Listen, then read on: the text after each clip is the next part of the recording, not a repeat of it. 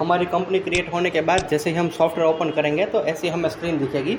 यहाँ पर हम मल्टीपल कंपनी क्रिएट कर सकते हैं, एस्टीमेट का, जीएसटी का, या एक से ज़्यादा नाम से हम कंपनी चला रहे हैं, या उसका बिलिंग हमें एक ही सॉफ्टवेयर में मैनेज करना है, तो यहाँ पर हम मल्टीपल क्रिएट कंपनी करके यहाँ पर मल्टीपल कंपनी क्रिएट कर सकते हैं। आपने जितने भी कंपनी ऐड की होगी उस सारी कंपनी का यहाँ पर लिस्ट आएगा। अभी जिस कंपनी में हमें लॉगिन करना है उस कंपनी पर हमें एक बार क्लिक करना है और उसके बाद यहाँ पर उसका आईडी और पासवर्ड एंटर करना है। 1 मैंने आईडी रखी थी और 1 मैंने पासवर्ड रखा था, तो दोनों में मैंने 1 करके एंटर कर दिया। अभी मैं लॉगिन पर क्लिक करूँगा। जैसे ही मैं लॉगिन पर क्लिक करूँगा तो मेरा पूरा सॉफ्टवेयर ओपन हो जाएगा।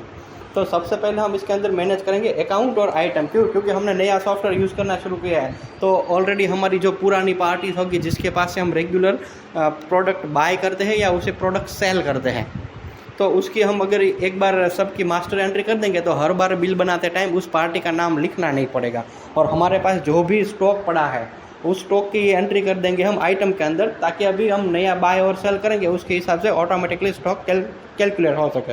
तो इसके लिए सबसे पहले हम अकाउंट में जाते हैं। सबसे पहले हम एंट्री करते हैं जितने भी हमारे कस्टमर, सप्लायर या बैंक अकाउंट या दूसरे जो भी अकाउंट्स है उसकी एंट्री कर लेते हैं। सबसे पहले किसी पार्टी का नाम डाल देते हैं, जैसे कि ABC प्राइवेट लिमिटेड कर दिया। अगर इस कंपनी के पास से हम माल खरीदते हैं तो यहाँ पर ग्रुप में सप्लायर रखेंगे, बराबर।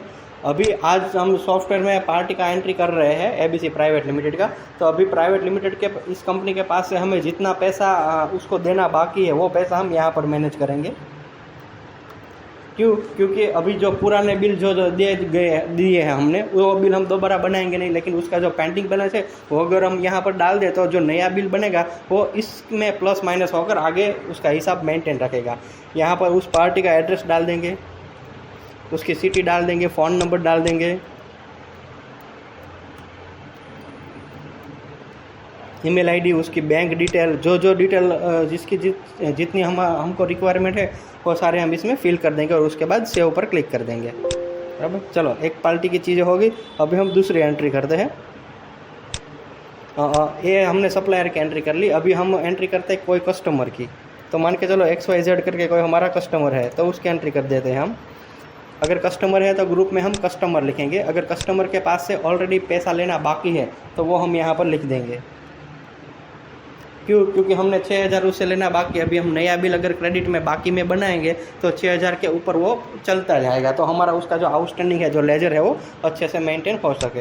यहाँ पर हम उसका एड्रेस डाल देंगे ताकि जब भी हम उसका बिल बनाए तो बिल में भी उस पार्टी के नाम के साथ उसका एड्रेस, मोबाइल नंबर वगैरह सब आ जाए।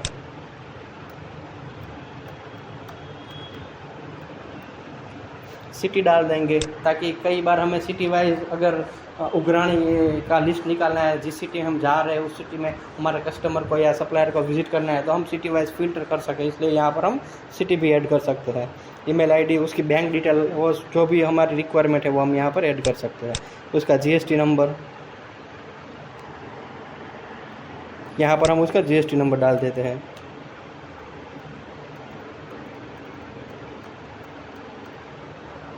और उसके बाद सेव कर देते हैं। इस टाइप से हमारे जितने भी कस्टमर है, जितने भी सप्लायर है, उन सब की एंट्री हम यहाँ पर कर देंगे।